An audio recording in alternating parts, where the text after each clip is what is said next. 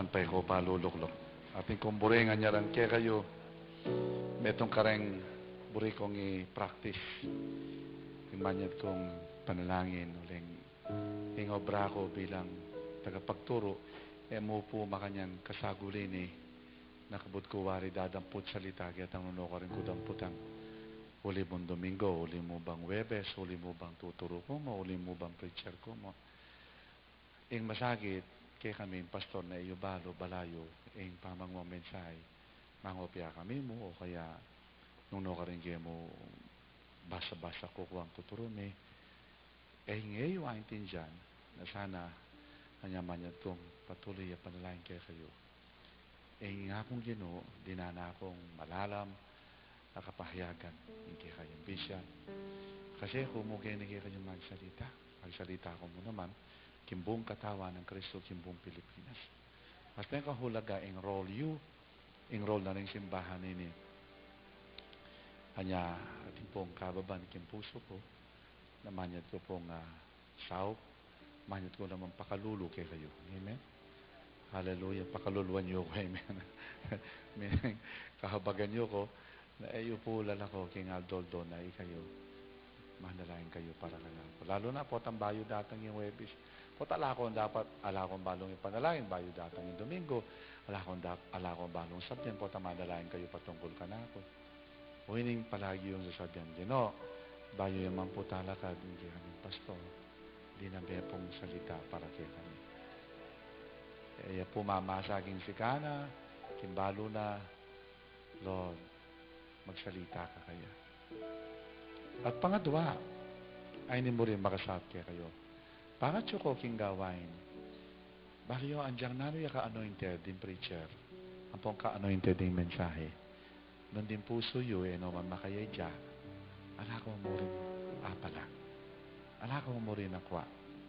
Bala mo, sinimba na ko maging katoliko, bala mo, nung no ko rin ko mintang pisamban, bala mo may kipagpuni kayo mo. Bakit? Kasi ang intensyon na ning Ginoo po ang atsuta mo yung pisamban, kalupan na nini. Buri na, magsalita ya kaya katamo. Manyaman itang may ako ka, may napaisip ka. Linwal ka kin pisamban nini, basta may tauhan ka. Alwayeng akakit mo. Alwa naman, Diyos ko, peturan na ako na naman. Ala, nanurugoy. Pala mo, nung masyado ka maging conscious, king sarili mo, at ka maging conscious kayo. Din taong conscious king sarili, yung palagi dang isipan po ang ating mensahe, miturang kuwan. Pero rin conscious king Diyos, yung isipan da rin, big salita yung Diyos kakuwan. Nanumbureyo, conscious ko king sarili yo, o conscious ko kaya? Nung conscious ko kaya, balo mo yung Ginoo, magsalita kaya. Pero nung conscious ka king sarili mo, mali yung puso mo, mali yung motibo mo. Alakang nano man tanggapan, alakang nano mang nakwa, andiyan magpase-pase ka ken, alakang nga intindihan. Huling ayaw sa puso mo, at ayaw makabuklan. Dalangin ko ngayon nung makanalo ko manyad panalangin kaya kayo. Indalangin ko naman Ginoo, bukla na laring kaya katamong isip, ang puso, at mahabagya kaya katamo. Lako tamo itang balamong kayugalian tamo mo, kaya sanayan, tsutaking Linggo, Domingo, malaki sanayan tamo mo. Balo yun nung ko po makaluklok na kesanayan. Nung ako kayo, lipat-lipat ko luklukan, makalita. Kayo bala mo maging pamilya, no?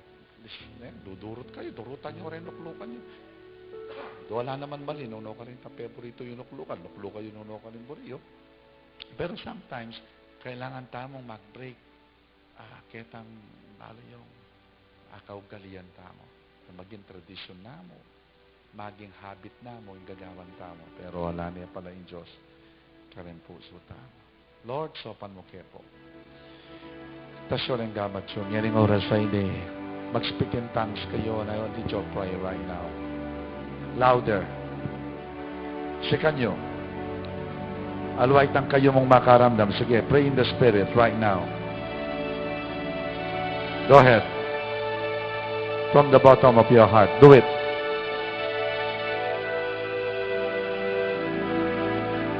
Jesus. Yes. Come on. Come on, trust Him. Trust Him. Trust Him. Habang manalangin kayo, pagtiwala niyo. Alawan sa sarili yung panalangin ng pagtiwala niyo. Pagtiwala niyo. Habang manalangin kayo. Trust Him.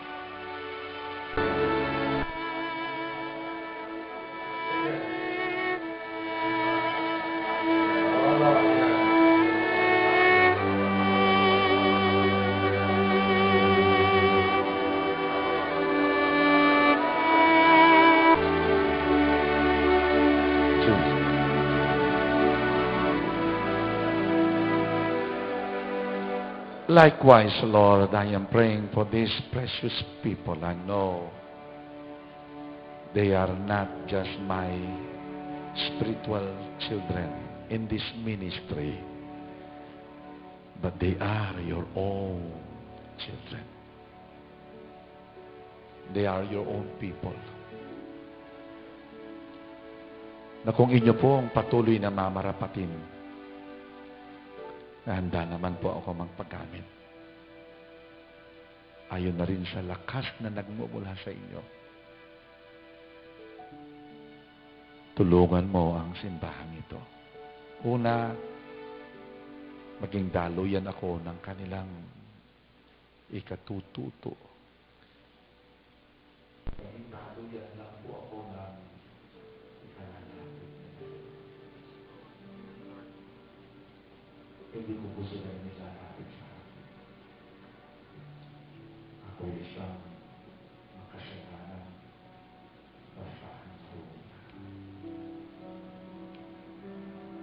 Sila iyo at sininilapit ko sa dahil ako nakatuloy na humihingi. Buksan mo ang aming puso. Hayaan mo ikapin namin ang Espiritu ng katotohanan. At hindi tao ang makita namin, hindi din ang sarili namin na kung saan masyado kaming pass to see you.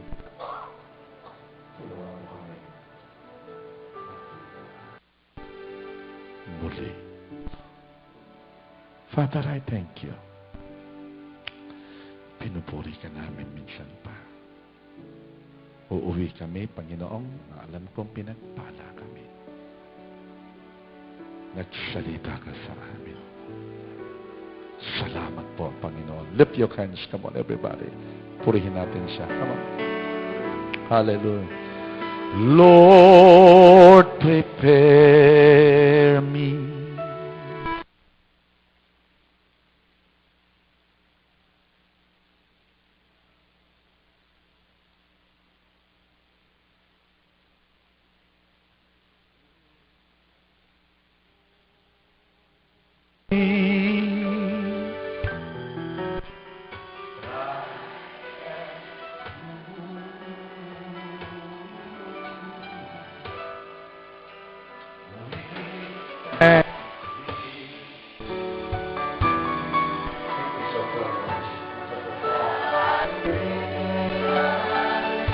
Hindi lang ito isang awit.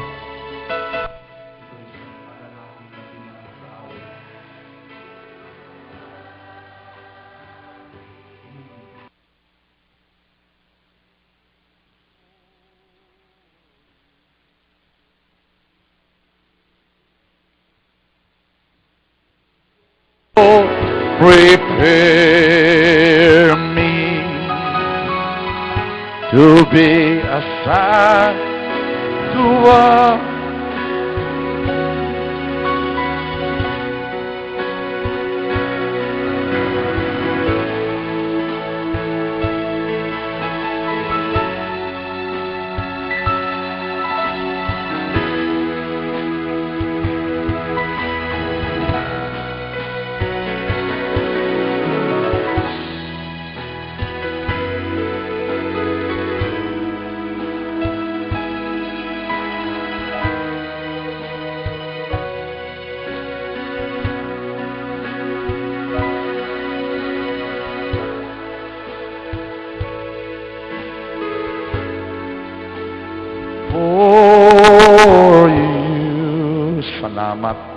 In the name of Jesus, and everyone will say, Amen and amen and amen and amen. Speaking about ng mga nagyayaring kaguluhan sa buong mundo, kasama na dyan ang Syria, kasama ng Israel, kasama ng Egypt, kasama pa ang pakikilam ng China sa ating mga lupaing sinasakupan. Kasama ng mga kalituhan, sakit, peste. Kasama na ang mga namamatay araw-araw, na-aksidente, both believer and unbeliever. Kasama na ang iglesia. Kasama na ang mga iba't ibang relihiyon. Kasama na ang mga born again. Kasama na kayo. Kasama na ako. Kasama na tayo lahat. Hindi lingid sa atin na tayo ay nasa ilalim ng patuloy na dumadaan ng mga iba't ibang klaseng pagsubok. Relasyon mo sa asawa, pwede kang mayanig, masubok. Relasyon mo sa church, pwede kang mayanig, masubok. Relationship mo sa anak, kaibigan. Ang lahat ng ito ay may mga kadahilanan. Hindi lang ito basta isang mga pagyanig. Hindi lang ito isang basta shaking kung tawagin o kaya mga pagsubok. Isipin ninyo that when that things happen, they happen for a purpose. They did not just happen just dahil lang kaibigan mo yan. Nakakainis dahil lang asawa mo. Hanggang ngayon, ganyan siya. We're not just talking about people here. And I want you to understand that behind those people, hindi lang ninyo alam, nagagamit lang ang bawat isa para suriin ang ating buong pagkatao. Para lumabas kung ano ang mga nasa atin at kung ano ang wala sa atin. You know, the Bible says, in the book of Hebrew, I want you to pay attention to this very, very closely. Sabi niya, since we are receiving a kingdom that is unshakable, let us be thankful and please God. Ito yung nasa Hebrew 12, ng 28 and 29 according to New Living Translation, that the kingdom that we received, it is unshakable, and let us be what? Thankful. And please God by worshiping Him with holy fear and awe. Bagamat tayo po daw ay nakatayo sa isang kahariang hindi natitinag, pakinggan na, bagamat ikaw at ako ay kabilang sa isang kahariang hindi natitinag. I'm speaking about the church where Satan cannot go against with, where Satan cannot destroy it, where no weapon shall come against you will prosper. And the gates of hell will never prevail against the church because the kingdom that we have, it is unshakable. Pero ganun pa man, kahit ito unshakable, sabi ng Biblia, pay attention closely to this. But, let us be thankful and please God. Narinig po ninyo yung salitang, please God. You see to it that everything we do, whether we help, whether we give, whether we are in our church, whether we worship, whether we praise, whether you involve yourselves in the missions, that the motive of all those things you do, it is no other than to please Him. When you go to the feast, when you give during the feast, when you bless Israel, you see to it that when you do this, you are pleasing God, you are not pleasing man, you are not pleasing yourselves, but you only please God. It is important for you to understand that.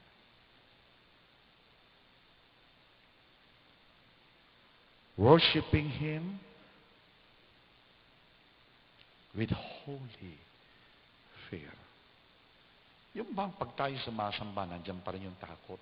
Nandyan pa rin banal na pagkatakot. Pagkilanlan sa Kanya. Hindi yung nasa church tayo, tapos ni cellphone man, maliit na bagay, hindi natin nire-respeto ang Diyos. Nag-worship ka, tapos ang cellphone mo, ring ng ring. Alam ko, sometimes nakakaligtaan natin yan, exempted naman tayo doon. No? Pero sana ugaliin natin, pag tayo nasa simbahan, at tayo sumasamba, nagpupuri, kailangan talagang todo, concentrated tayo, nakatingin tayo sa Kanya, conscious tayo sa Diyos. Hindi tayo conscious sa mga kilos, awit natin.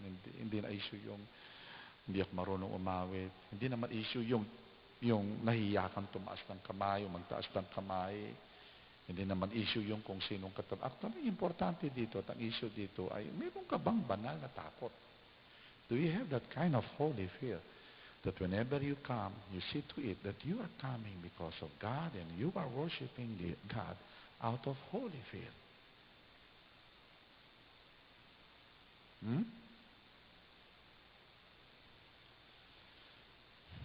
When you are in the church, nagpe-pay attention ba tayo? Hati bang puso natin? Kahati dito, kalahating oras dito, 30 minutes dito, pero 30 minutes sa labas. Kung susumain mo ang 45 o isang oras ng pagkikinig mo, ilang kayang oras talaga ang naibibigay mo doon sa totoong nakikinig ka? I think you have to analyze that. Meron ba tayong banal na takot? Totoo tayo. May takot ba tayo sa Diyos? Meron ba tayong banal na paggalang, pagkatakot?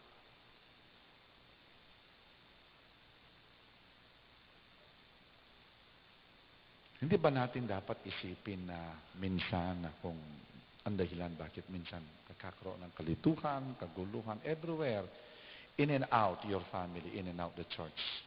Hindi ba ninyo minsan naiisip na baka rin ang Diyos sadyang pinapahintulutan ng mga bagay nito para talaga i-correct tayo, itama tayo. Somebody say amen. Naalala ko si David, alam nyo, ang ganda ng puso ng tao ito. Isa sa mga iniidolo ko sa mga Bible character in the Old Testament, David. Minsan, inuusig siya ng isang tao, ang pangalan ni Simei, at pinipersecute siya. Kasalanan mo, sabi niya. Mamamatay tao ka kasi. Yan. Inaani mo na yung mga pagkakasala mo. Nagalit ang tauhan ni David at gusto siyang batuhin. Ano? Magsabi ka lang, am I going to kill this? Am I going to kill him? I'm ready, sabi nung kanyang bata. Pero but David says, sabi ni David, no, don't do that. Don't do that. Malay mo, sabi niya, may tinuturo ang Diyos sa akin. Hindi ba, instead of blaming the other, no? Hindi ba maganda na minsan, ang sabi nga ng Lamentation 3, manahimik ka na lang at maghintay sa pagliligtas ni Yahweh. Di ba importante yan? Instead of pinpointing your finger to other and blaming other, when all things come against you, pag hindi na pumapabor sa iyo ang lahat ng bagay. Ang taong may wisdom, just like Jesus written in the book of Isaiah, that in the morning, every morning, sabi ni Jesus, naghahantay ako kay Yahweh kung anong ituturo niya sa akin. Tapos, basahin mo yung susunod na verse. Sabi ba naman ng Biblia, binunot ang aking balbas, nilurhan ako, sinampal ako. Pero mo humihingi ka ng, Lord, anong ituro mo sa akin? Tapos ang kasunod, sampal, bunutin ang balbas mo, lurhan ka, usigin ka, saktan ka. Pero kay Kristo, hindi niya nakita doon yung hirap. Ang nakita niya ay doon sa statement na kanyang sinabi, binigyan mo ako ng talino upang buo kitang pagtiwalaan sa lahat ng nangyayaring ito. Meaning to say, sa kabila nun, inilagay pa rin niya ang kanyang buong tiwala sa Diyos. Hindi niya tiningnan yung problema as threat. Hindi niya nakita itong mga Roman soldiers and mga Jewish people na threat sa kanya. Iba ang nakita niya. Ang nakita niya, Lord, anong tinuturo mo sa akin? Di ba importante yun sa atin? Kasi hindi naman nawawala yan kahit papaano.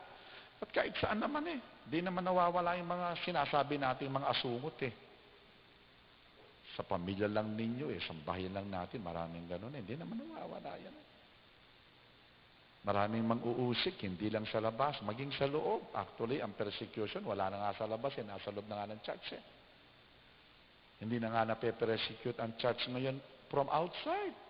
Ang mga name-persecute mismo, galing na sa loob. Mga persecutor na, mga accuser na. Accuser of the brethren na rin, gaya ni Satanas, based on the book of Revelation chapter 12. Yung mga dating nagpe-persecute na nasa labas, nakapasok ngayon. Sa anyo ng pagiging born again o sa anyo ng pagiging Kristiyano. Dati yung mga nagwawasak, dati yung mga naninira, dati yung mga gustong mag-discourage sa church, dati yung mga gustong guluhin ng simbahan nasa labas. Pero ngayon si Satanas matalino, advanced na rin siya, high-tech na rin siya. Napasok na niya yung kanyang mga taga-usig, taga-sira, taga-wasak sa ngalan ng mga taong nagpapanggap na sila'y mga Kristiyano. Pero hindi nila nakikita ang kanilang puso na baka sila pala ay mga sugo lang ni Satanas. In the end, their aim is to destroy the church. People doesn't know this. Alam ba ni Judas na balang araw siya ang magsusuplong at magpapako kay Jesus? He doesn't know that. In spite na binalaan na siya ni Jesus, sa loob ng 3.5 taon habang nagtuturo, isa sa inyo, demonyo, isa sa inyo, ay gagawin ito sa akin. Isa sa inyo, ay anak ni Satanas. He keeps on saying those words. And yet Judas doesn't have any idea. Even his brothers, even his co-disciples, they don't have even an idea kung sinong kinakausap at kung sinong pinariringgan ni Jesus. Kasi hindi naman nila alam na si Judas yun. Because alam nila ang behavior ni Judas. Matino, mabait. Liban na lang doon sa kanyang sikretong pangungupit. Pero maging yung kanyang sikretong pangungupit ay hindi nakahalata ng mga disipulo na tanging si Jesus ang nakadidiscern doon sa kanyang ginagawa.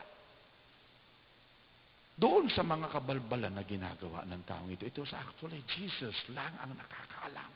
But this rest of the disciples, the 11, meron ba silang idea? They don't have the idea at all. Balo daw matino yun. Alam nila matino. Alam nila ayos. Ginagawa ni Judas ang ginagawa nila. Pareho lang. Kaya wala silang ka-idea na ito pala. Ikaw pala. Kahit na nga nandun na sa Last Supper, ang sabi nga ni Jesus, nagtanong kasi ang mga disipulo, Lord, sino yan tinutukoy mo na magsusuplog sa amin? Sino yan? Sabihin mo, Lord. Sabi nga nga, Jesus, o sige, kukuha ako ng tinapay, bibigyan ko kayo ng clue. Sausaw ko ang tinapay nito dito sa alak at ibibigay ko sa kanya. At yung pinagbigyan ko, yun. Pero alam ba ninyo, kahit na ginawa na ni Jesus yun, wala pa rin ka-idea. Akala ba naman ng mga disciple, pinabibili lang siya ng tinapay? Akala ba naman nila, pinabibili lang siya ng pandesal dyan? Somehow. That's what they thought. Wala silang ka-idea na ang tinutukoy na doon ay si Judas. Alam mo, ang hirap i-discern. Liban na lang kung tayo seryosong makinig sa Diyos na may banal na pagkatakot. Na minsan na may tinuturo na sa atin. Pinipinpoint na tayo pero hindi pa natin alam yung kanyang itinuturo. Because we are so occupied with many things.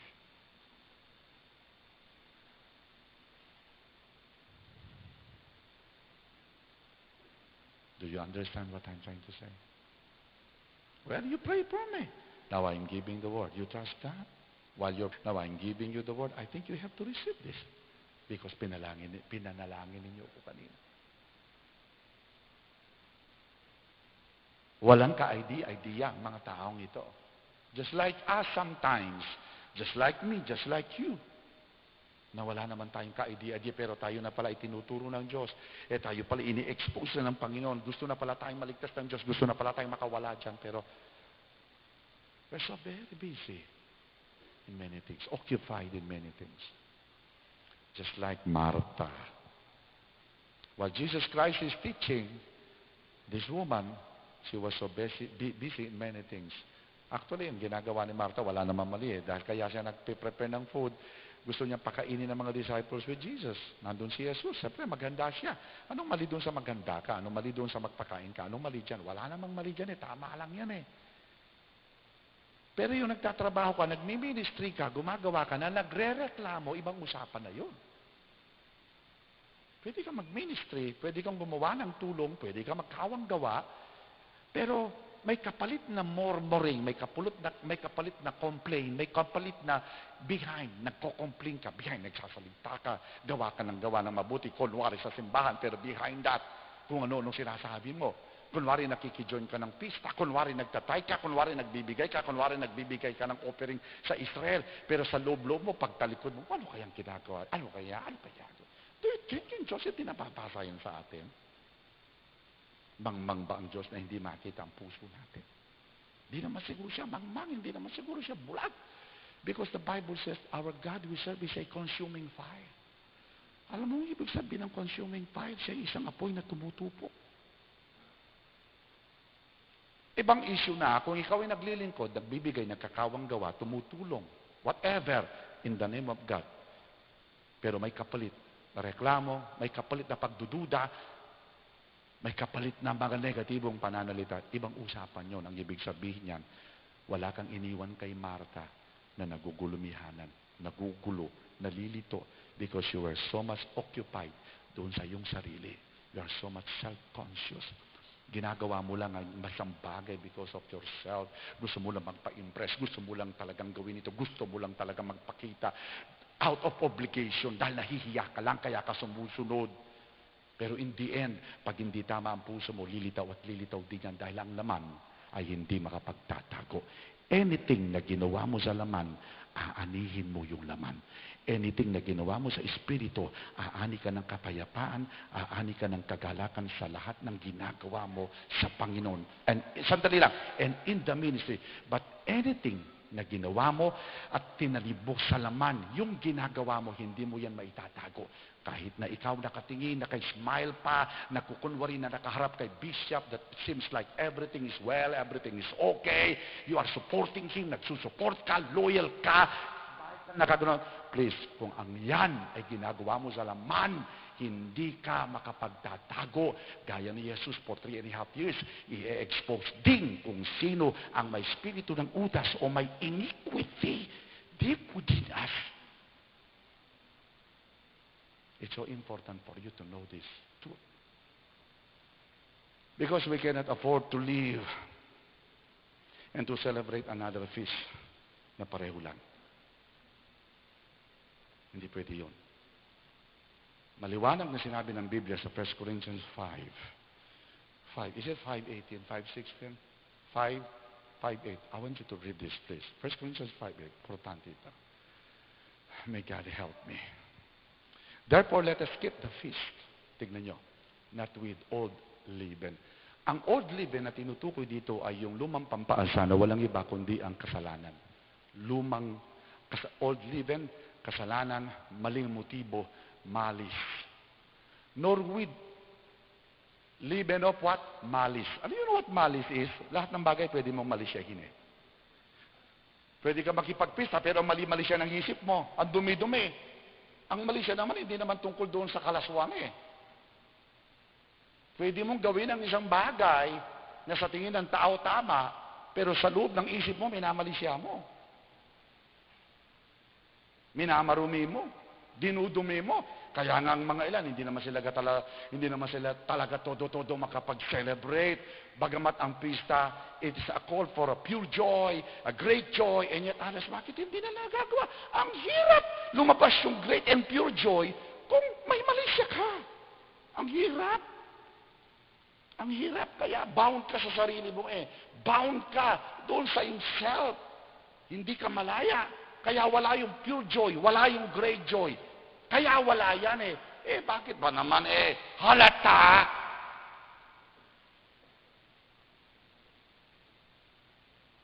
Hello? Bakit mo dudumihin ang isang bagay kung alam mong totoo ka sa ginagawa mo sa Diyos? Why struggle? Why confuse? Kung alam mong yan ang ginagawa mong totohanan sa Diyos. Diba? Ah,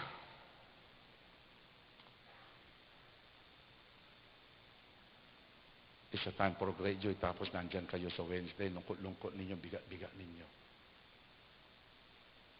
Ay, kasi napilitan ka lang, naobligahan ka lang. Ayaw ng Diyos na magpunta kayo sa kanyang pista na naoobligan. Okay? Gawin natin policy ito. Pag pupunta kayo sa alam niyo sa pista, pero hindi kayo handa doon, come. I exempt you. Pero pasensya ka kung walang rain sa'yo. Taonan ng Diyos, nagbubuhos siya ng ulan. Hindi ninyo alam spiritually. Alam mo, pakinggan mo itong mabuti. Tinaon ang mga napakahalagang pista na ang fulfillment nito ay nasa panahon natin. Uulitin ko, ang fulfillment nito nasa panahon natin. The trumpet, the atonement, and the tabernacle. Ang fulfillment ng tatlong yan ay nasa panahon natin. Hindi ba nyo naisip bakit ito naataon sa September or October? Anong ibig sabihin yan? Bago magtaglagas. Pagsapit ng Nobyembre, ang lahat ng mga dahon sa Amerika, in Europe, Israel, laglag na. Lahat dry na. Bago malaglag, bago magtaglagas, and then it follows with winter, bago magtaglamig. Alam niyo ang tinuturo ng Diyos ito? Ang mundo, darating ang panahon na magkaroon ng great falling away, magkakaroon ng taglagas. And then it follows with, and the love of many will wax cold. Ang pag-ibig ng karamihan ay manlalamig. Pero ang Diyos mautak. Mautak siya sa kanyang mga anak. At mautak lang siya doon sa mga may tenga nakakarinig at may matang nakakakita na ang puso ay bukas. Kaya nga inappoint niya yung alam niyang pistang yan na tatlo. Because trumpet ay isang pista ng panawagan. Trumpet ay pista ito ng paghahanda. Because trumpet signifies rapture. Ito'y panahon ng paghahanda. Parang sinasabi ng Diyos sa atin over and over, annually maganda kayo. You prepare yourself. And then the atonement. Ano purpose ng atonement? Ang maglinis tayo. Ang layo ng atonement, linisin ng puso mo. Huwag kang matakot na harapin ang sarili mo. Kaya may atonement. Gusto ng Diyos over and over again, na-check natin ang ating sarili. Dahil may paparating na great falling away, may paparating na great shaking, may paparating na taglamig na kung saan ang pag-ibig ng mga nakararami ay manlalamig. Pero ang Diyos, hindi aksidente na itinaon niya ito bago yung fall at bago rin yung winter na meron siyang naisipakita sa mga Kristiyanong may matang nakakakita at may tengang nakakarinig na alam niya sa mundong ito, darating ang panahon na ang mga tao ay tatalikod sa kanilang pananampalataya. That includes born again. At manlalamig ang karamihan, ang pag-ibig ng karamihan, and they will hate one another, and they will betray one another. That will be going to happen. And yet, God, out of His compassion and out of His love, alam niya, meron pa rin siyang mga remnant na tira at nakikipaglaban, nakikipagtotohanan. In spite of their weaknesses, watchful pa rin ang mga remnant na yan. Yan yung mga tira that they are willing to fight. Nag-strive sila. Hindi sila yung basta bumibigay, sumusuko, na kahit sa kabila na hinihila na sila ni Satanas, minsan nakukuha sila ng kaaway, and yet ang mga taong ito, buo pa rin ang puso nila sa Diyos. Ayaw nilang isuko ang kanilang sarili sa mundo. Ayaw nilang isuko ang kanilang sarili kay Satanas. These are the kind of people that keep on resisting and fighting to the end.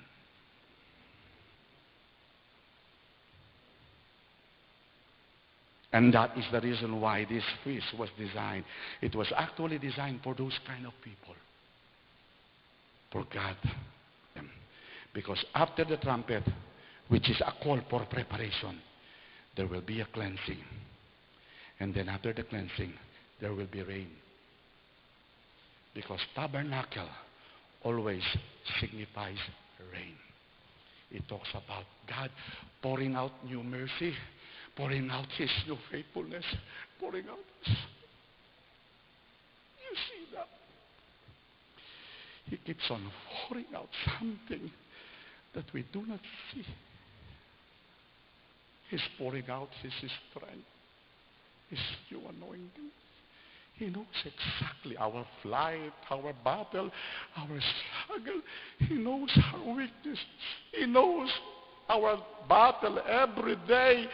But during this time of appointed times, He poured out His rain, His grace, His strength. You might not see it, but something in the realm of the Spirit, God is doing something that the eyes cannot see. But only those remnant we have that discerning, na mayroong discerning sa kanilang puso, they will be able to make it.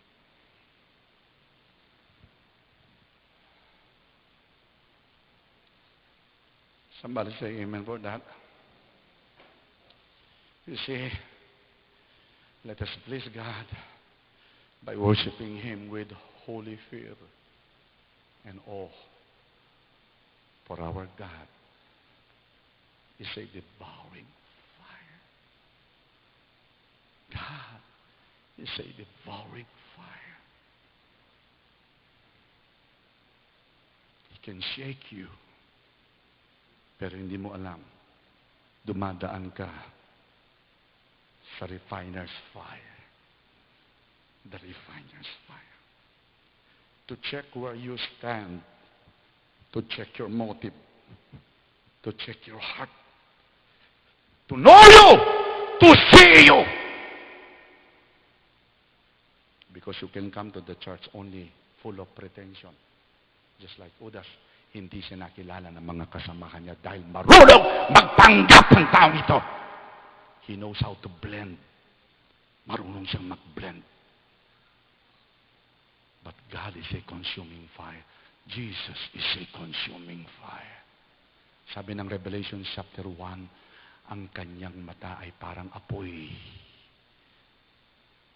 Naglalagablab. Ang ibig sabihin, sumusuot ang kanyang mga mata sa ikabuturan ng ating puso.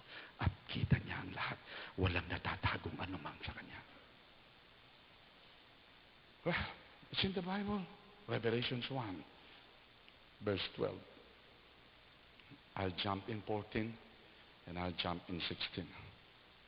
Revelation 1, 12, and then I'll jump in 12 to 14, and then I will jump in 16, and I will jump in 19 and 20. Pero tuloy yung 12 to 14, and then jump in 16, 19 and 20. Now listen to this in NLT version. You have that. Then I turned to see the voice that spoke, speaking to me, and I saw 7 gold lampstands. The 7 gold lampstands, listen to this, it speaks about the church. Ang iglesia yan. When I turned to see who was speaking to me, I saw 7 gold lampstands, and then it says, and standing in the middle of the lampstand. Sino nakatayo sa middle of the lampstand, which is Jesus? Sino nakatayo sa middle ng iglesia? Ang ibig sabihin nito, hanggang ngayon nakatayo pa ang ating Panginoon sa Kristo sa gitna ng iglesia. Nagmamanman. Nakatingin siya. Hindi really yun ang usapan dito, kapatid. Nakatingin siya. Was someone like the Son of Man who was wearing a long robe with a gold sash across his chest, and then it says, his head and his hair were white like wool, as white as snow, and his eyes, tingnan nyo, his eyes were like flames of fire. Bakit kaya his eyes were like flames of fire? You know what? Whenever you stand here, and then song lead, whenever the backup here, sing. When I stand here, preach. When you are there sitting, his eyes is like a flaming fire. Kita niya ang lahat.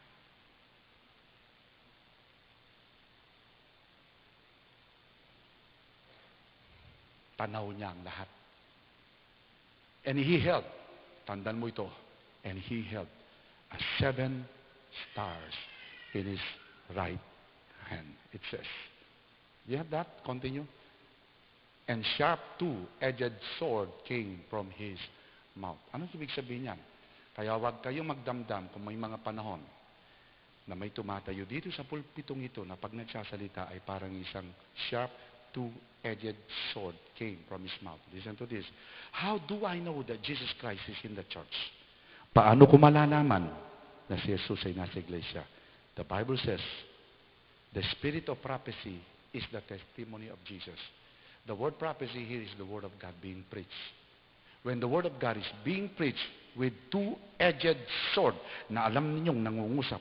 Like some of you, alam ko, may ginagawa, nangungusap ang Diyos sa mga bukas, sa mga remnant, sa mga chosen. Let me tell you, hindi lahat remnant, hindi lahat chosen. But sa mga chosen, when the word is being preached, alam nila yan. They have to get ready. They get ready. I am chosen. I am remnant. Hindi ako kasama sa mga magpa-fall away. Hindi ako kasama sa mga tatalikod. Hindi ako kasama sa mga manlalamig. No! I know I am chosen. That's why you embrace the truth. You embrace the Word of God. Because the spirit of prophecy is the testimony of Jesus Christ. When there is a word being preached na sumusuot sa kaibuturan ng inyong puso, nagpapatunay lang yan na si Jesus ang nakatayo at nagsasalita at hindi ang tao.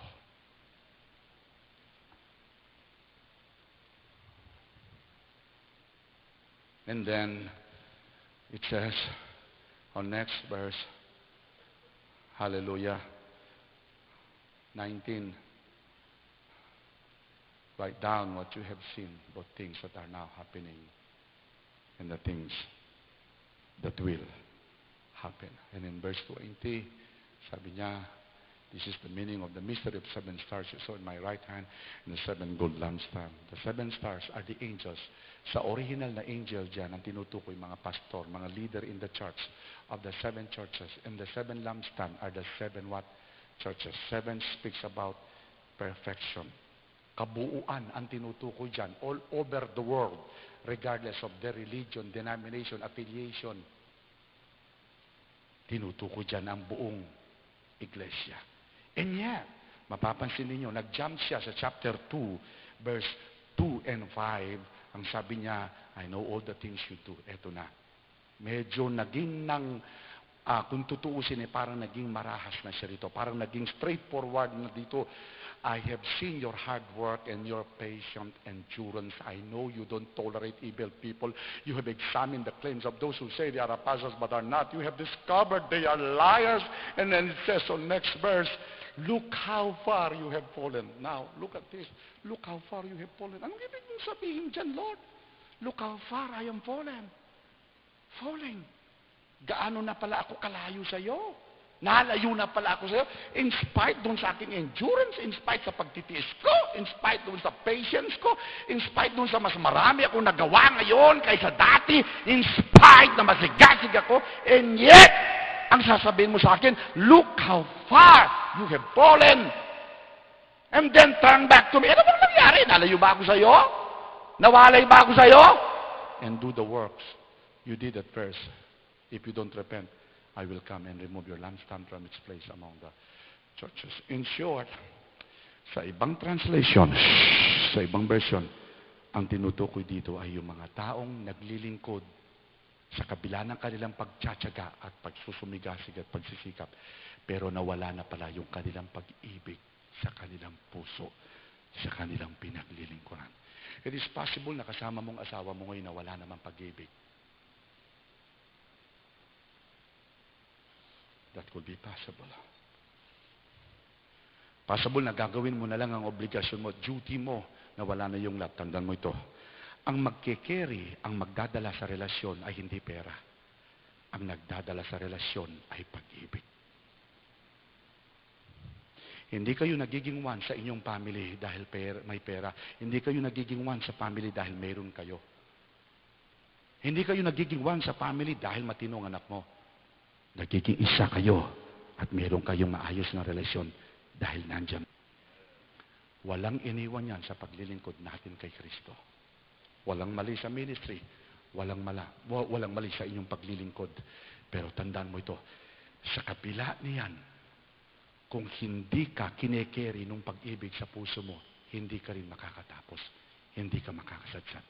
Balang araw, bibigay din ang iyong laman, bibigay ang iyong sarili dahil ginagawa mo lang sa iyong sariling lakas na wala na yung dahilan bakit ko nagagawa dahil pala sa pag-ibig ko sa Diyos.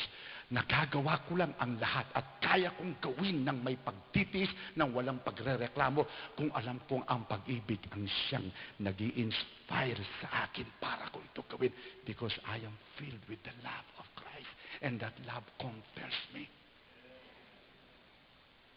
Palakpakan niyo yung Panginoon. Do it, come on.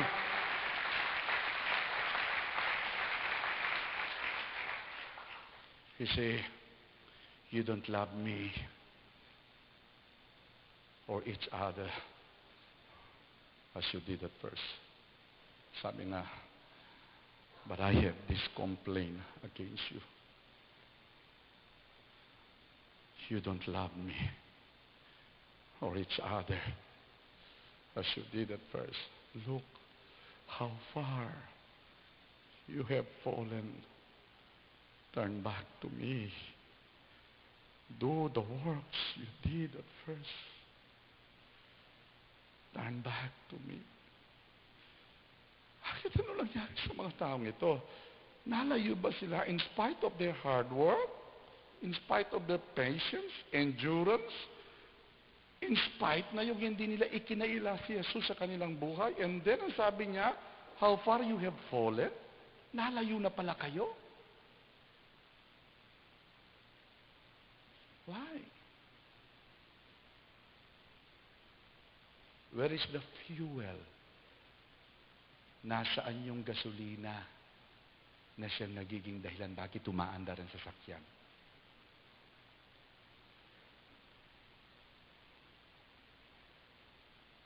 Ang sasakyan pwedeng umusad. Ang sasakyan pwedeng sumulong kung itulak. Pero hindi tatagal ang mga nagtutulak sa sasakyan. Bibigay din sila. Pero kung ang sasakyan ay pinaaandar ng gasolina, kahit walang magtutulak dyan, aandar yan at kikilos yan. Walang iniwan sa mga Kristiyano. Pag sa sarili mo lang ginagawa, hindi ka makakatapos. Pero kung ang nagpo-fuel sa'yo, dahil mahal mo siya, mahal mong Panginoon, tandaan mo ito, to the end, you will endure. Makakatapos ka hanggang wakas.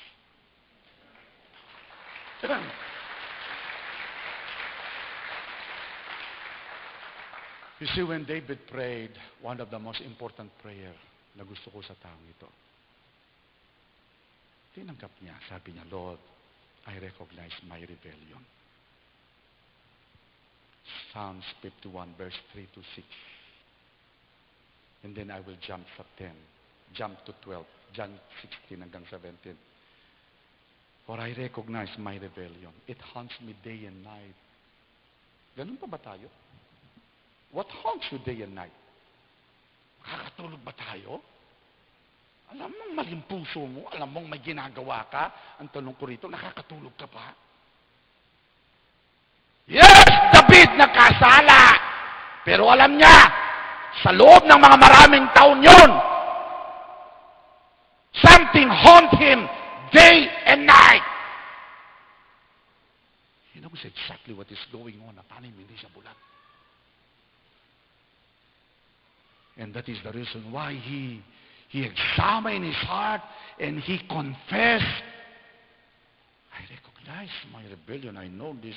It haunts me day and night because, Lord, against you and you alone have I sinned.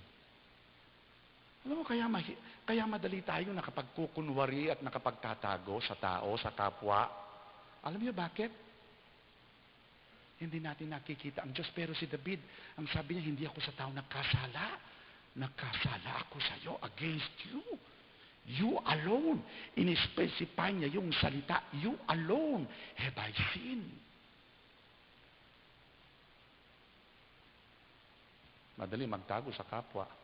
Pero kung alam mo, kapatid, ang Diyos ay sumasa iyo. You know exactly.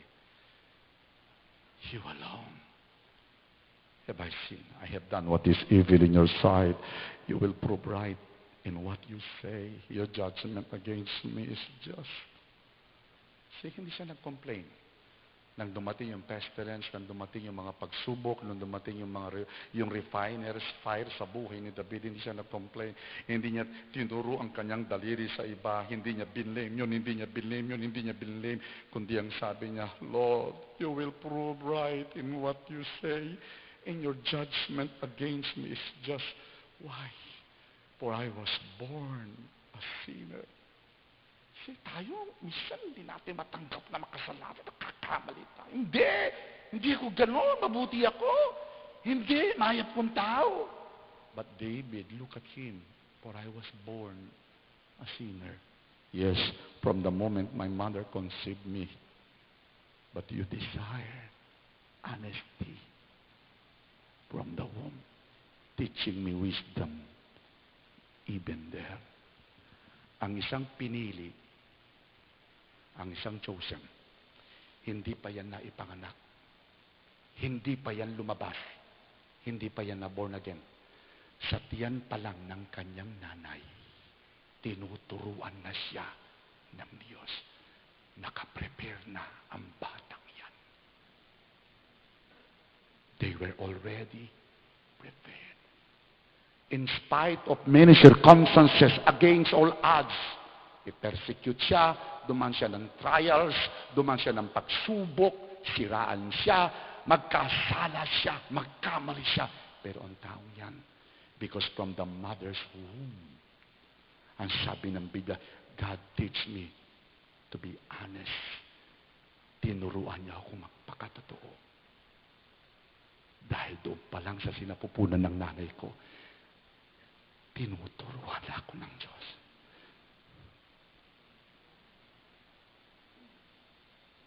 You ask somebody, tell them, are you chosen?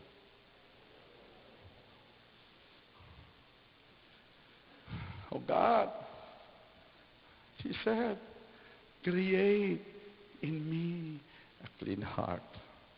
Renew a loyal spirit within me. Restore to me the joy of your salvation. This has something to do with the Feast of Tabernacle. And make me willing to obey you. Historian and Bible scholar says that before David repented from his sin, exactly that was the time when the Feast of Tabernacle will come. That's why he begged God, Lord, restore to me the joy. For he knows exactly the feast is coming and great joy is coming. Ayaw ko magpista na ganito ako. Ayaw ko magpista. I cannot come. I cannot afford to celebrate the feast. Tapos ang puso ko ganito. That's why create in me a clean heart. Renew a right, a loyal spirit. Restore to me the joy of my salvation and make me willing to obey you. You do not desire a sacrifice, or I will offer one. You do not want a burnt offering. The sacrifice you desire is what? A broken spirit. You will not reject a broken and a repentant heart.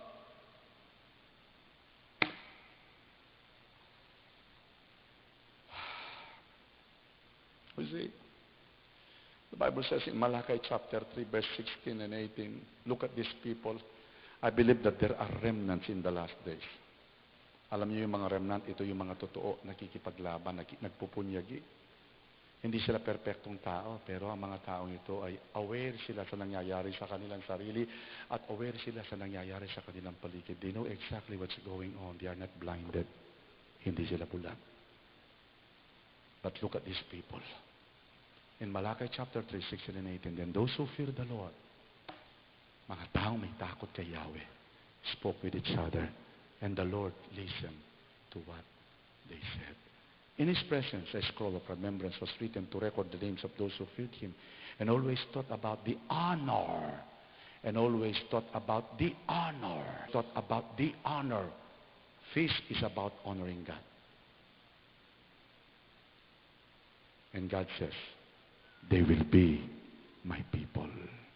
On the day when I act in judgment, tingnan niyo pay attention to this. Look at this verse. On the day when I act in judgment, when there be a great falling away, when the nations and the churches are experiencing great shaking. On the day when I act in judgment, pag ang lahat ay nagugulo na, pag ang lahat ay nakakaranas na ng pagyanig, when the day when I act in judgment, they will be my own special treasure. I will spare them as father spare an obedient child. Pag meron siyang nakikitang nasishake ng lahat, he knows exactly kung sino ang mga nasa. He will call them. He will spare them. Satan, hands off! That's mine! He will get them. Satan, hands off! He's mine! He will spare them and protect them as a father to an obedient child. But the question remains,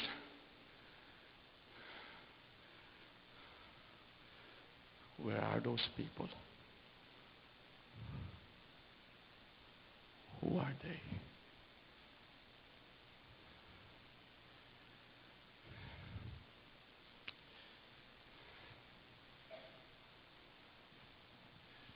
Jeremiah 6:16 says, there are ancient patterns which of the age that God is restoring in our generation. Stand in the way and see. And ask for the ancient path where the good way is. Walk in it. Then you will find rest for your soul.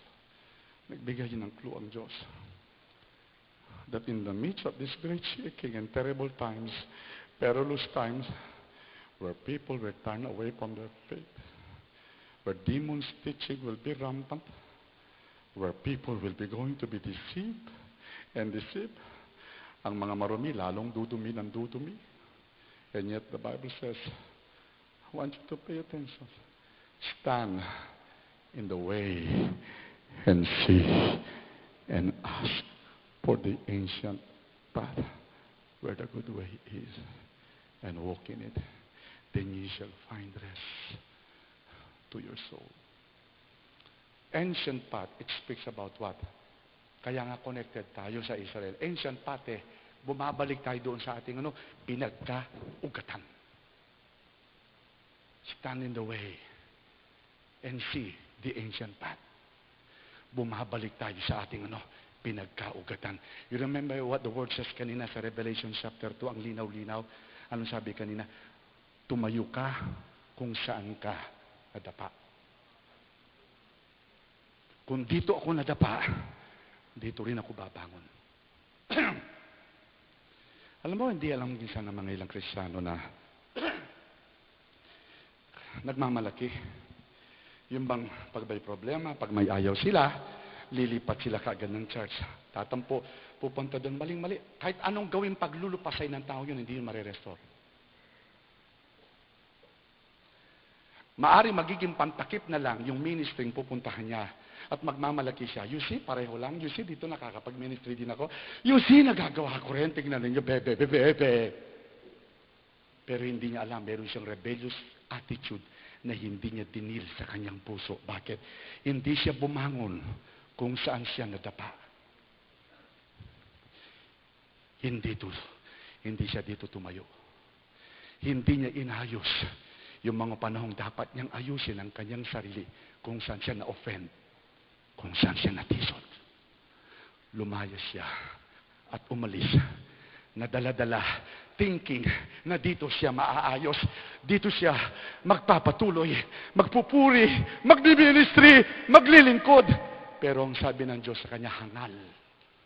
Iwanan mo muna ang iyong handog sa dambana at bumalik ka doon at makipag-ayos ka. Sapagkat kung hindi, sisingilin kita up to the last penny at hindi ka makakaalis yan hanggang hindi mo nababayaran yung last penny.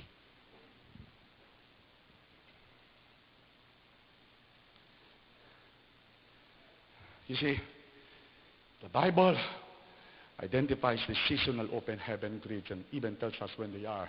God promised to visit His people in an unusual way during these special times that He has already marked on His calendar. There are open invitations from God for a holy feast with Him. The feast of God are one type of invitation. Sabi ng mga iba, this is just a Jewish feast, but actually, They are God's feast, not Jewish feast. They are God's feast to which He invites all the nations, all the people.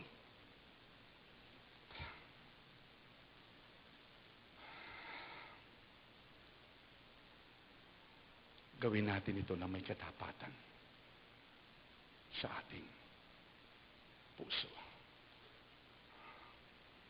And it shall come to pass in Zechariah 14, verse 16 to 19, that everyone that is left of all the nation which come against Jerusalem shall even go up from year to year to worship the King, the Lord of hosts, and to keep the Feast of Tabernacle. I already declared and prayed that next year, May, and some of the pastors here will be going to Israel to be one with this kind of celebration.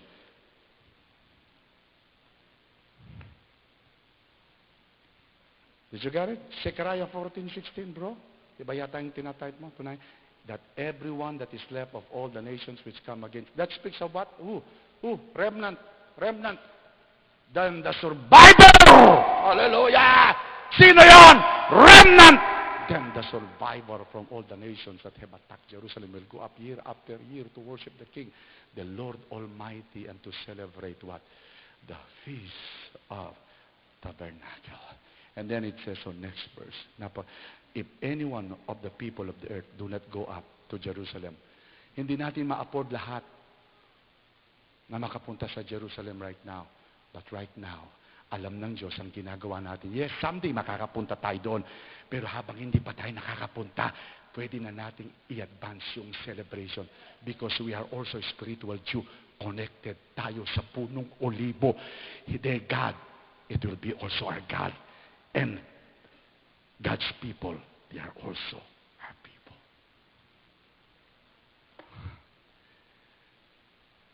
If any of the people of the earth do not go up to Jerusalem to worship the King, the Lord Almighty, they will have no rain. You need the rain of strength. You need the rain of grace. You need the rain of new anointing. Go ahead, come. You need the rain of new mercy. The rain of new beginning. The rain of new outpouring. Go ahead. You come. You come. You come. You come. And then it says, take note of this sa susunod. Ang sabi niya sa 18, if the Egyptian that speak about unbeliever people, ang kinakausap dito, unbeliever na, Ehipto na yan, tayo na yan, do not go up and take part, they will have no rain. The Lord will bring on them the plague, or He inflicts on the nation that do not go up to celebrate the Feast of Tabernacle. That means to say, the world is doomed. The world is under curse. And yet, when that time came, wala silang edge of protection because they did not honor me during the Feast of Tabernacle.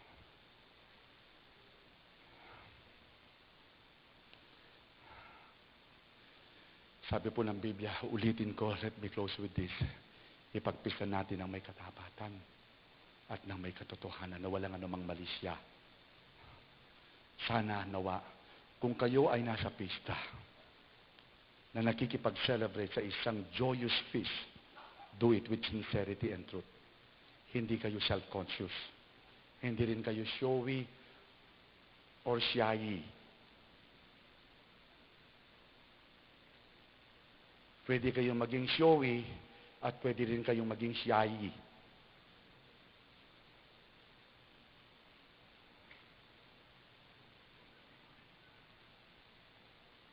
Magpapakasyay-syay ka ba naman? Nandyan ka lang sa harap ng Diyos? Siguro hindi naman.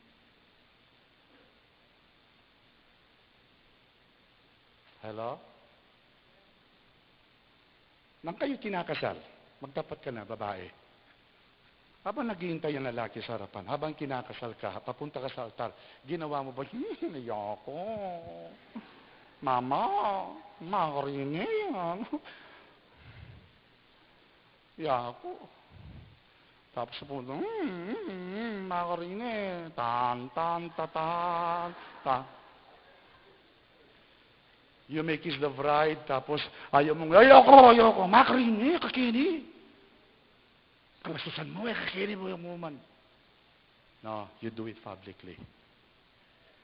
Bakit pa kayo ikinakasal kung walang witness? Dahil hindi mo ikinahihiya ang pinapakasalan mo. The same way, sa pista, kaya may appointed time, hindi mo kinahihiya ang iyong Diyos.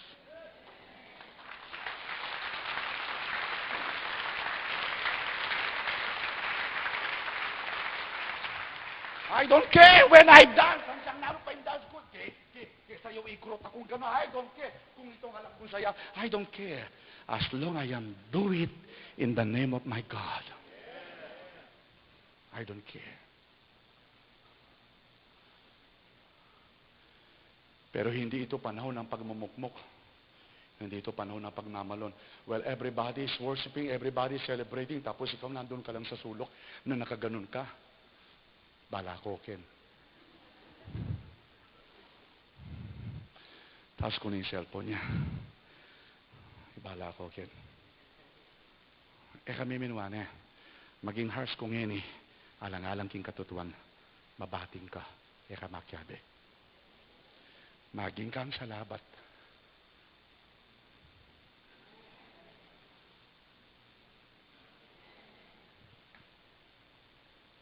Ayo po may misinterpret ini. Papatama mo magpakatutungin ini.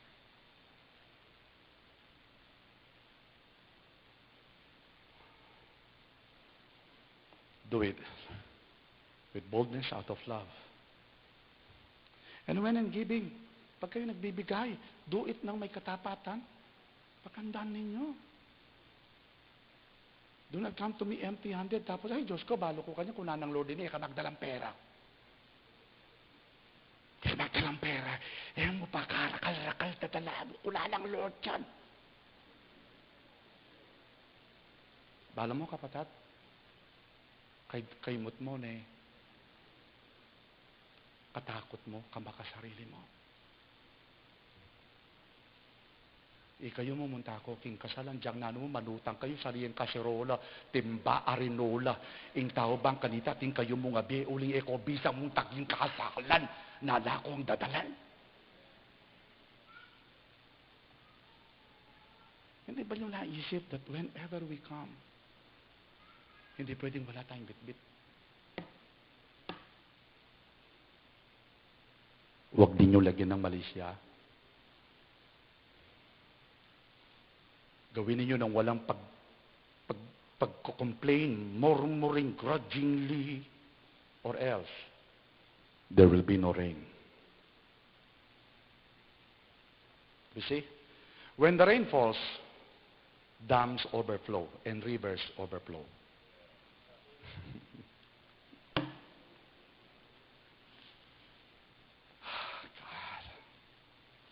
At bawat daanan ng mga river, nawawala. Yan ang ibig sabihin ng Diyos, that when you come, any problem you have, any struggle you have, it will be washed away as the rain is being poured. Your sin, your guilt, failure, everything. Come on.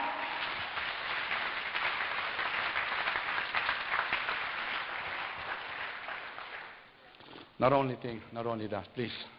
Isa sa mga pinaka-importante ng okusyong ito, the last day of the feast, lahat tayo nagkakaisa in honor of the God of Israel and in honor of the nation Israel. Bakit kailangan natin gawin ito?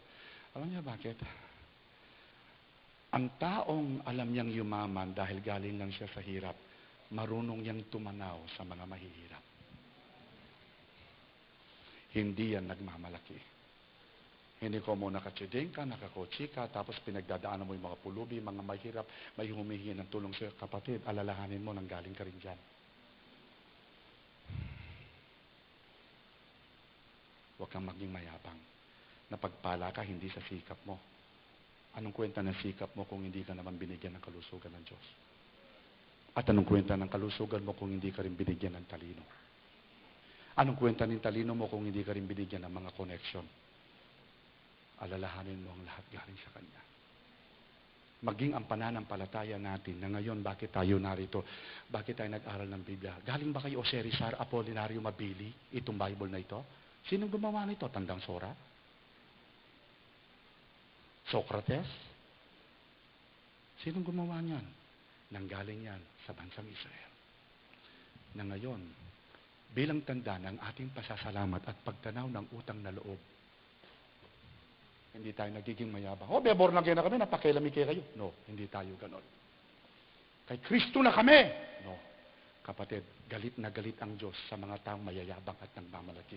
Ginagawa natin ito dahil tinatanaw natin ang ating ancient path, the ancient truth. Go, walk in it. Pagmasdan ninyo at tignan ninyo yung lumang daan. Ano yun? Nanggaling tayo sa bansang ito. At marapat lang na sabi ng Biblia, to those who bless Israel, in return, they will be blessed. But if you curse Israel in return, you will be cursed. When you bless Israel, you do it not half-heartedly. Nahati ang puso mo na may sarili kang paniniwala. Gawin na nga natin yan dahil inutos for the sake, sige gawin mo, baka hanapin pa yung pangalan natin, tapos sasabihin nila, hindi tayo marunong mag-support sa Israel. Nakakahiya, no? Can you imagine that? Anong ibig sabihin ng ginagawa mo lang half-heartedly? Pero hindi mo ginagawa ng buong-buo sa puso mo. Kasi may sarili kang paniniwala. O sige, honey, sige, gawin mo na. Pero di pwede nyo may sarili kang paniniwala. Nasaan ang katapatan? Nasaan ang ipagpista ninyo na may katapatan? Nasaan yung ipagpista ninyo ito na may katotohanan? In short, make it right. Malaking pinagkautangan natin sa kanila. And those who continually bless Israel, they will continually be blessed because they continually connect themselves. This church, andiyan na ang malyari, king sawat biyaya ng Diyos. Ketok na nga, andiyan nino mag-oppose, kahit sino pang mag-oppose sa akin, persecute ako, hindi ko ito ihihinto. Tuloy-tuloy kong gawin ito. May takot ako sa Diyos, hindi ko ito ginagawa to please people or to please Israel. No, hindi ko ito ginagawa. Alam ko, sinusunod ko lang niya. Sinusunod ko lang siya. Bumabalik ako doon sa ancient path. Tama lang itong ginagawa ko.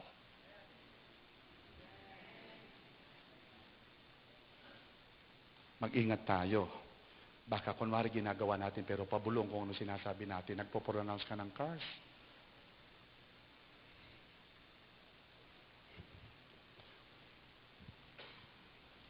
Bihan mo niya, luka mo. Sinang mo. Dad, dyan ang pamiking Israel. Nano na naman yan? Why is tulimping? Kaya kami. Padabog. Hindi mo ba nare-realize that you are pronouncing curse? Hindi mo man minumura sa bibig mo, hindi mo minumura, pero sa loob mo, para mo na rin minumura. Maaring walang diretsong lumalabas sa bibig mo, pero sa loob-loob mo, half-hearted ka, hindi ka naman buo. Tapos nag-i-expect ka ng blessing? Nagbigay ako, bakit hindi ako nabibless dyan? Ayoko na nga. Hindi mo inisip nung panahon ginagawa mo yan, half-hearted ka, hindi mo naman totohanan ginagawa. Bakit maloloko mo ang Diyos? Kung anong tinanim mo, yun din ang aarihin mo. Gaganon-ganon ka, sabi ng Diyos, humihingi ka ng ulan, pero alam kong ginagawa mo, hindi naman tao sa puso mo.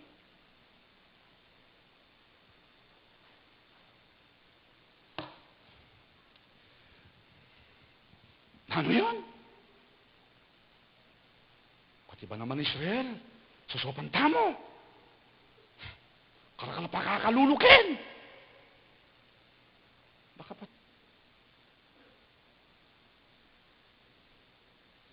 Hello?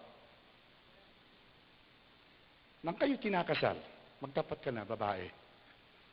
Habang naghihintay ang lalaki sa harapan, habang kinakasal ka, papunta ka sa altar, ginawa mo ba, ayoko.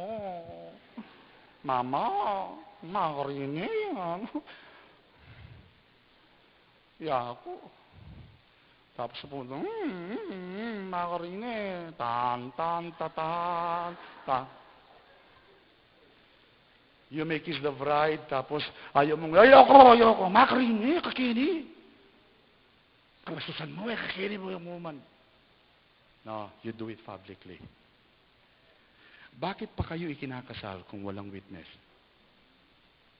Dahil hindi mo ikinahihiya ang pinapakasalan mo.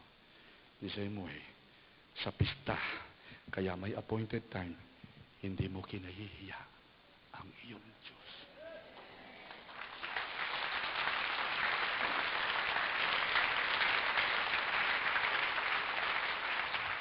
I don't care when I dance. Hanggang naroon pa yung dance ko.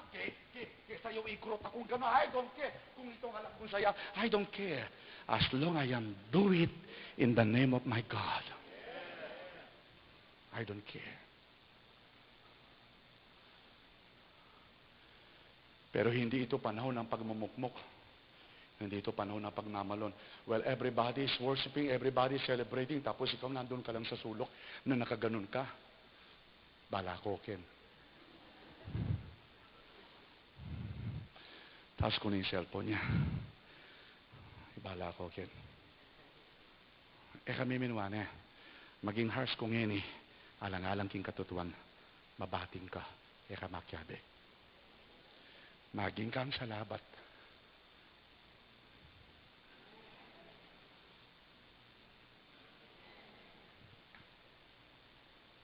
Ayo po may misinterpret ini. Dapat tama mo magpakatutungin.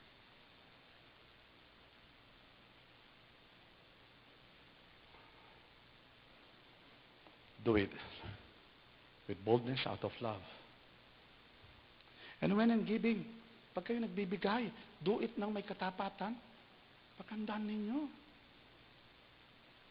Do not come to me empty-handed. Tapos, ay Diyos ko, balo ko kanya kung nanang Lord din, ka magdalang pera. Kaya magdalang pera. Mo pa, karakal-rakal, tatala mo, kung nanang Lord yan. Bala mo, kapatat, kay mut mo, katakot mo, kamakasarili mo. Kayo mo munta ko, king kasalan, diyang nano mo, manutang kayo, sariyan kaserola, timba, arinola, ing tao bang kanita, ting kayo mo nga be, uling eko, bisang mong taging kasalan, nala ko ang dadalan. Hindi ba nyo naisip that whenever we come, hindi pwedeng wala tayong bitbit? Huwag din nyo lagyan ng Malaysia. Gawin niyo ng walang pagko-complain, murmuring grudgingly, or else, there will be no rain. You see? When the rain falls, dams overflow and rivers overflow.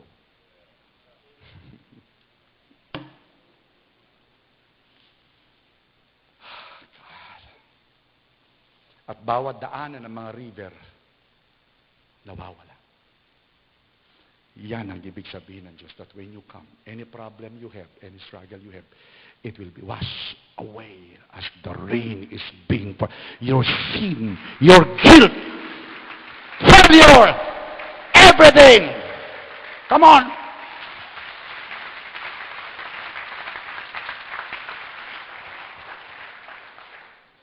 Not only that, please. Isa sa mga pinaka-importante ng okusyong ito, the last day of the feast, lahat tayo nagkakaisa in honor of the God of Israel and in honor of the nation Israel. Bakit kailangan natin gawin ito? Alam niyo bakit? Ang taong alam niyang yumaman dahil galing lang siya sa hirap, marunong niyang tumanaw sa mga mahihirap. Hindi yan nagmamalaki.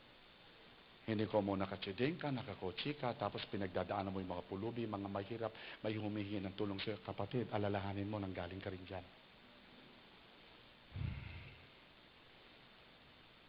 Huwag kang maging mayabang. Napagpala ka, hindi sa sikap mo. Anong kwenta ng sikap mo kung hindi ka naman binigyan ng kalusugan ng Diyos? At anong kwenta ng kalusugan mo kung hindi ka rin binigyan ng talino? Anong kwenta ng talino mo kung hindi ka rin binigyan ng mga connection? Alalahanin mo ang lahat galing sa Kanya. Maging ang pananampalataya natin na ngayon, bakit tayo narito? Bakit tayo nag-aral ng Biblia? Galing ba kayo o Rizar Apolinario Mabili, itong Bible na ito? Sinong gumawa nito? Tandang Sora? Socrates? Sinong gumawa niyan? Nanggaling yan sa bansang Israel.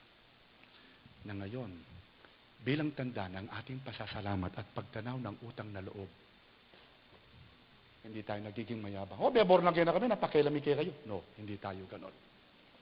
Kay Kristo na kami. No. Kapatid, galit na galit ang Diyos sa mga taong mayayabang at nagmamalaki. Ginagawa natin ito dahil tinatanaw natin ang ating ancient path, the ancient truth. Go, walk in it. Pagmasdan ninyo at tingnan ninyo yung lumang daan. Ano yun? Nanggaling tayo sa bansang ito. At marapat lang na sabi ng Biblia, to those who bless Israel, in return, they will be blessed. But if you curse Israel in return, you will be cursed. When you bless Israel, you do it not half-heartedly. Nahati ang puso mo na may sarili kang paniniwala. Gawin na nga natin yan dahil inutos for the sake, sige, gawin mo. Baka hanapin pa yung pangalan natin. Tapos sasabihin nila, hindi tayo marunong mag-support sa Israel. Nakakahiya, no? Can you imagine that? Anong ibig sabihin ng ginagawa mo lang half-heartedly? Pero hindi mo ginagawa ng buong buo sa puso mo. Kasi may sarili kang paniniwala. O sige, honey. Sige, gawin mo na. Pero di pwede nyo may sarili kang paniniwala. Nasaan ang katapatan? Nasaan ang ipagpista ninyo na may katapatan? Nasaan yung ipagpista ninyo ito na may katotohanan? In short, make it right. Malaki yung pinagkautangan natin sa kanila. And those who continually bless Israel, they will continually be blessed because they continually connect themselves. This church, andiyan na ang mayari, king sawat biyaya ng Diyos. Ketok na nga, andiyan nino mag-oppose, kahit sino pang mag-oppose sa akin, i-persecute ako, hindi ko ito ihihinto. Tuloy-tuloy kong gawin ito. May takot ako sa Diyos, hindi ko ito ginagawa to please people or to please Israel. No, hindi ko ito ginagawa. Alam ko, sinusunod ko lang niya. Sinusunod ko lang siya. Bumabalik ako doon sa ancient path. Tama lang itong ginagawa ko.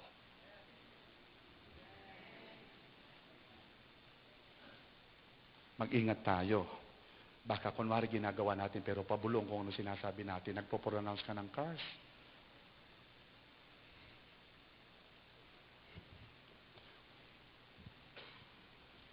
Biya mo na, kamu. Hindi na mo. Dyan ang pamiking Israel. Nano na naman yan? Why na student? Kaya kami. Padabog. Hindi mo ba nare-realize that you are pronouncing curse? Hindi mo man minumura sa bibig mo. Hindi mo minumura, pero sa loob mo, para mo na rin minumura. Maaring walang diretsong lumalabas sa bibig mo, pero sa loob-loob mo, half-hearted ka.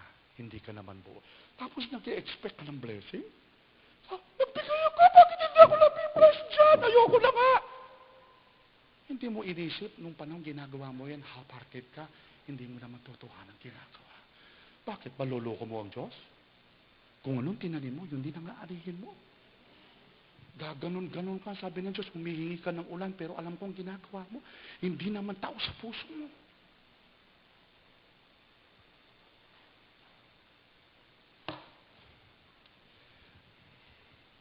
Ano yan? Pati ba naman Israel? Sa sopan tamo. Karakala pa kakalulukin. Baka pa kung namanya ka rin kalulu, kapilang parugo ka, bang ka ba abya sa sinahop tamo? Talaga ka lang naman.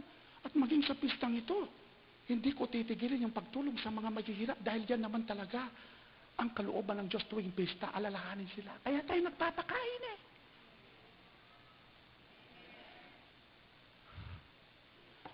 Be careful Tingnan mo katabi mo, Han, Brad, sis, be careful sa lumalabas sa bibig mo, please. Maging maingat ka. Maging maingat ka.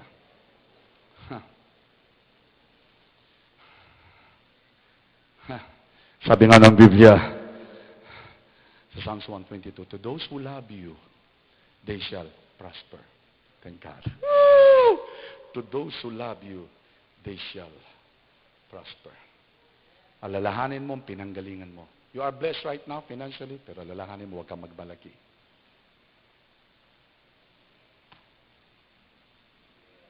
Sabi nga ng Biblia, during the feast, send portion to those who are weak. Eat the fat, take the sweet. Hindi tayo pinagbabawal. Sige, kumain ka. Laklakin mo hanggang gusto mo. Pero alalahanin mo yung mga maghihirap. Send portion to those who are weak. Poor ang ibig sabihin doon. You can eat the fat. Pwede mong kainin yung bacon hanggang gusto mo. But you can send portion to those who are poor. Why? Bakit kaya? Kasi during the great feast, I prophesy this to those ang puso ay bukas. There will be what? A great harvest coming. Come on. Come on.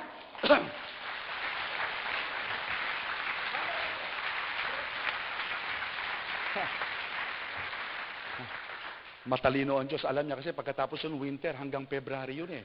So ilang buwan din silang walang aanihin. Kaya ang Diyos ang ginagawa niya, ibubuhos na niyang masagana yung biyaya during that. Ko tatakot nung tag-uran. Diyos ko, tutukin na mag-uran. Diyos ko, rin poponduan kong tseki. Makanano na. Alang manyali. Diyos ko. Katatakot. Pag sinelebrate mo si Yahweh, naka-reserve na yan. Alam na niya, hindi ka magkukulang. Alam niya, advance. Oh Lord! Mayroon na siyang advanced harvest. Alam niya, darating ang winter hanggang February, hanggang March. Mag-extend pa yan ng April. That doesn't matter. Oh, God of Israel!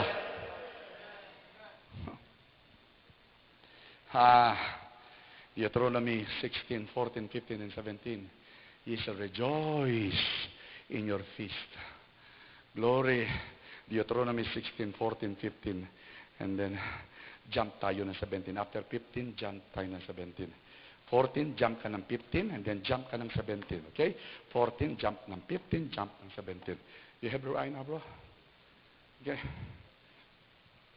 Better kung amplified. Do you have the amplified version? Ang ganda sa amplified niyan. Tingnan nyo,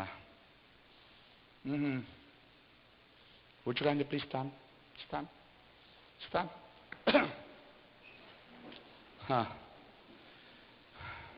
Deuteronomy 16, not 15. 16, verse 14, and then jump 15, and then jump 17.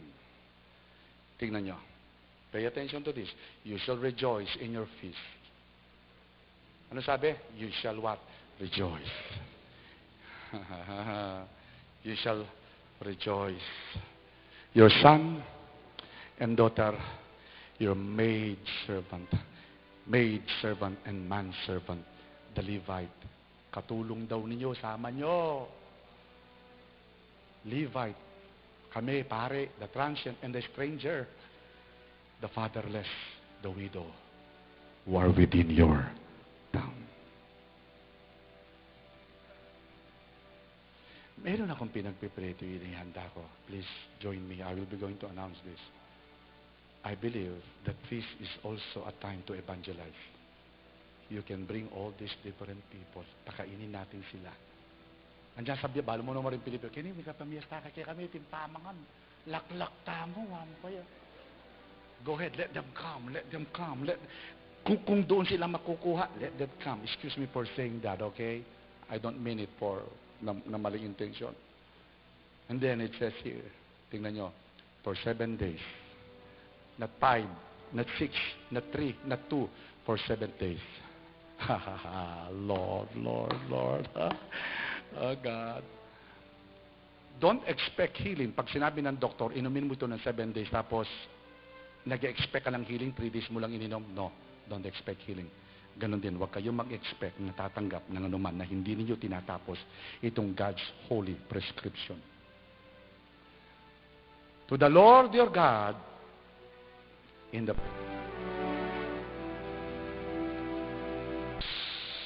I rejoice, oh God, because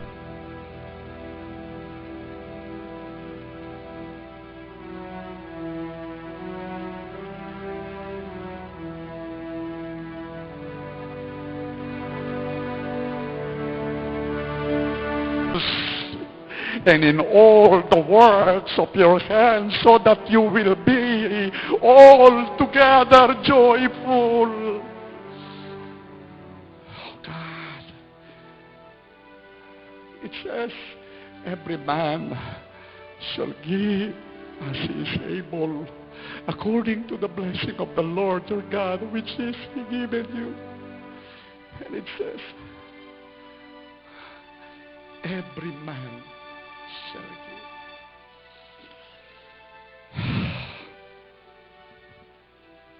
You see, let me remind all workers, pastors, Levites here. Thank God. Ang pista, when we honor Israel, we're looking back sa pinagkaugatan natin. Listen to this. Among us spiritual Jew, maring wala tayo literally sa Israel, pero meron isang paraan. Because the church is also a holy nation. A spiritual nation. Alam niyo kapatid, sa simbahang ito, natuto tayo. Nahubog tayo. Na-broken tayo. Na-disiplinahan tayo. Na-discover ninyo dito yung panawagan nyo. Na-anoint kayo. Nakita ninyo ang inyong pagpili. You have given the church to serve at the Lord's table.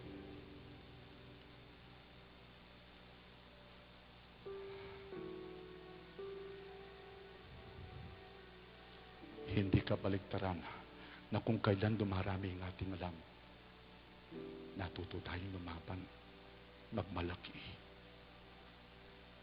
No. You remember, dito mo kinukuha ang iyong spiritual nourishment. Kahit nasabihin mo pa sa akin, meron namang iba dyan, tandaan mo, you are violating what Jesus Christ says in the book of Revelations 2. Meron kang hindi nagustuhan, natisod ka, whatever, babalikan mo pa rin kung saan ka nadapa. Doon ka pa rin uutusan ng Diyos na ayusin mo yung dapat mong ayusin. Itama mo yung dapat mong itama. Don't run. Dito tayo nagkaroon ng pagkakataong maglingkod, mahubog, na-bless, naging pastor, pinagpala, natuto, at patuloy na iniingatan ng atong kaluluwa because of our covering.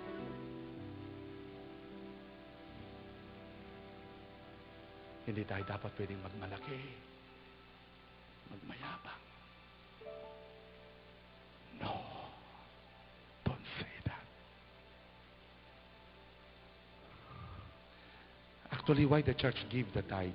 Why you give your tithes? Why you pay your tithes? Because your tithe proves your connection. Alam na alam mo ang isang Kristyano connected pa sa Diyos. They pay their tithes. Kahit nanghihina yan, alam mo, talagang hindi niya bibitawan yun eh. Alam niya, connected siya sa Diyos. Ayaw, yun na lang ang last niya eh. Last na lang niya yun eh. Sige, sabihin na natin, naguhol yung trabaho niya, sarili niya dito niya binuhos. Pero alam mo ba niyo sa Diyos, yung 6 na araw na pagtatrabaho mo, yung lahat ng labor na yan, kung kinikilala mo, dahil yun ang tent sa Kanya, binabalik mo yung tent. Parang nakikita ng Diyos sa iyo na hindi mo ina-idolize yung pera mo, hindi mo ina-idolize yung trabaho mo. Pagkilala niyan, Diyos pa rin ang idolo mo. Siya pa rin ang Panginoon. Kaya hindi ka natatakot na isauli yung ika-10. Isauli. Hindi ka natatakot na ibalik ito sa Kanya. After those hard labor, hard work, business, whatever, hindi ka natatakot na ibalik.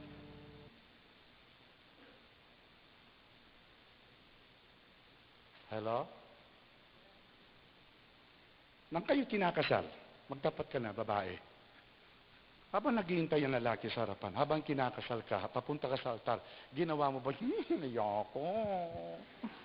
Mama, makarinig. Yako. Tapos pupunta, makarinig. Tan, tan, tatan, tan. You may kiss the bride, tapos ayaw mong, ayoko, makarinig, kakini. Kalasusan mo kakini mo yung woman. No, you do it publicly. Bakit pa kayo ikinakasal kung walang witness? Dahil hindi mo ikinahihiya ang pinapakasalan mo. The same way, sa pista, kaya may appointed time, hindi mo kinahihiya ang iyong Diyos.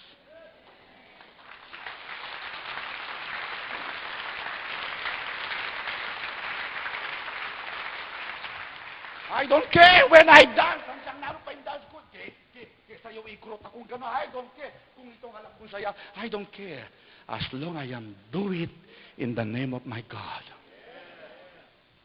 I don't care. Pero hindi ito panahon ng pagmumukmok. Hindi ito panahon ng pagmamalon. Well, everybody is worshiping, everybody is celebrating, tapos ikaw nandun ka lang sa sulok na nakaganon ka. Bala ko, Ken. Tapos kunin yung cellphone niya. Bala ko, Ken. Kami minuane. Maging harsh kung ngini, alang-alang king katutuan, mabating ka, makyabe. Maging kang salabat.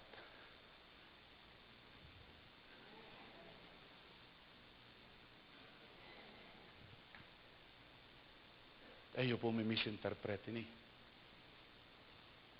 Dapat tama mo magpakatutungin.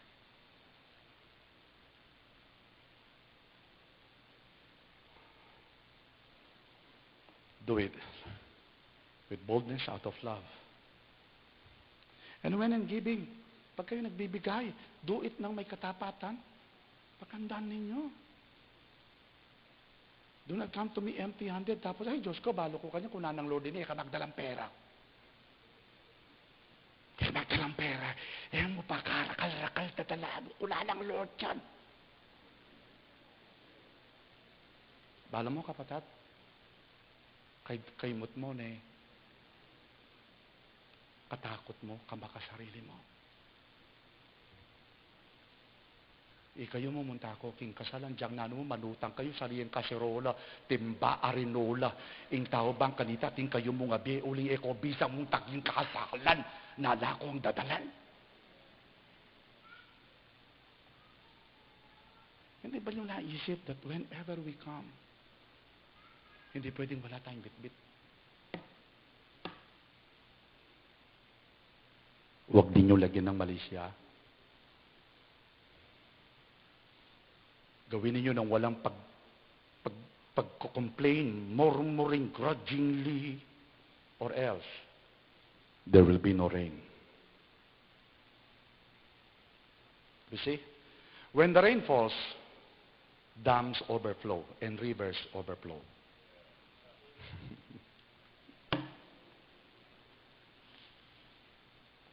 God. At bawat daanan ng mga river, nawawala. Yan ang ibig sabihin ng Diyos, that when you come, any problem you have, any struggle you have, it will be washed away as the rain is being poured. Your sin, your guilt, failure, everything. Come on.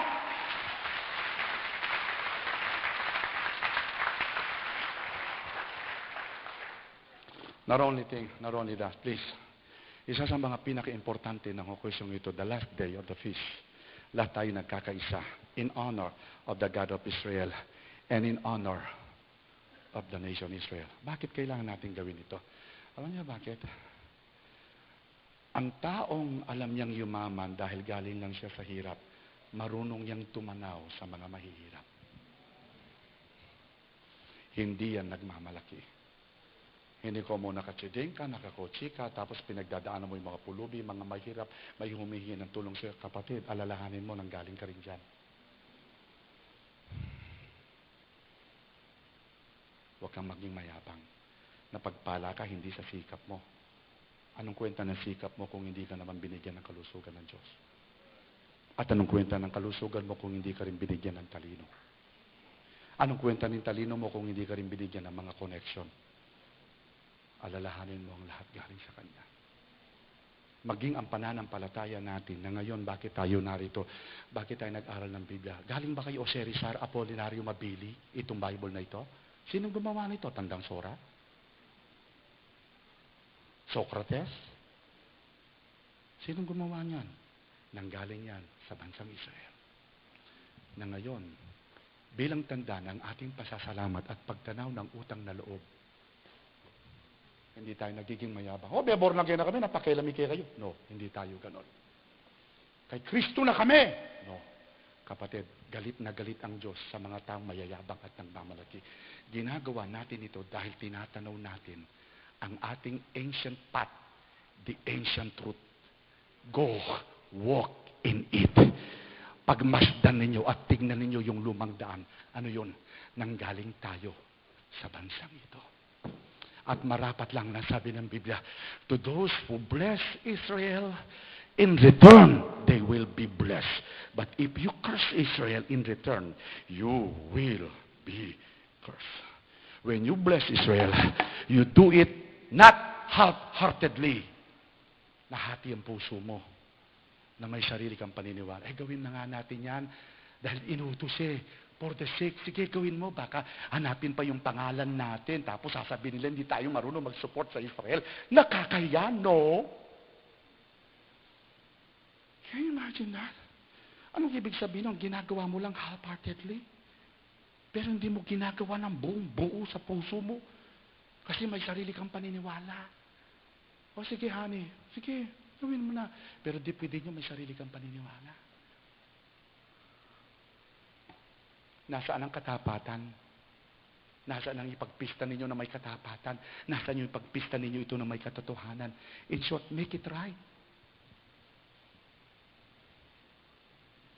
Malaki ang pinagkautangan natin sa kanila. And those who continually bless Israel, they will continually be blessed because they continually connect themselves. This church, andiyan na ang malyari, king sawat biyaya ng Diyos. Ketok na nga, andiyan nino mag-oppose, kahit sino pang mag-oppose sa akin, persecute ako, hindi ko ito ihihinto. Tuloy-tuloy kong gawin ito. May takot ako sa Diyos, hindi ko ito ginagawa to please people or to please Israel. No, hindi ko ito ginagawa. Alam ko, sinusunod ko lang niya. Sinusunod ko lang siya. Bumabalik ako doon sa ancient path. Tama lang itong ginagawa ko.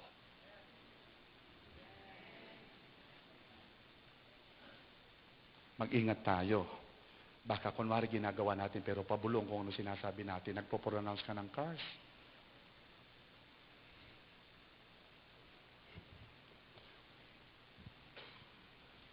Bihan mo niya, luka mo. Hindi mo. Dad, dyan ang pamiyaking Israel. Nano na naman yan? Why is it big? Kaya kami. Padabog. Hindi mo ba nare-realize that you are pronouncing curse? Hindi mo man minumura sa bibig mo. Hindi mo minumura, pero sa loob mo, para mo na rin minumura. Maaring walang diretsong lumalabas sa bibig mo, pero sa loob-loob mo, half-hearted ka. Hindi ka naman buo. Tapos nag-i-expect ka ng blessing? Nagbigay ako, bakit hindi ako nabibless dyan? Ayoko na nga. Hindi mo inisip, nung panahon ginagawa mo yan, half-hearted ka, hindi mo naman totohanan ang ginagawa. Bakit? Maloloko mo ang Diyos? Kung anong tinanim mo, yun din ang aarihin mo. Gaganon-ganon ka, sabi ng Diyos, humihingi ka ng ulan, pero alam kong ginagawa mo, hindi naman tao sa puso mo.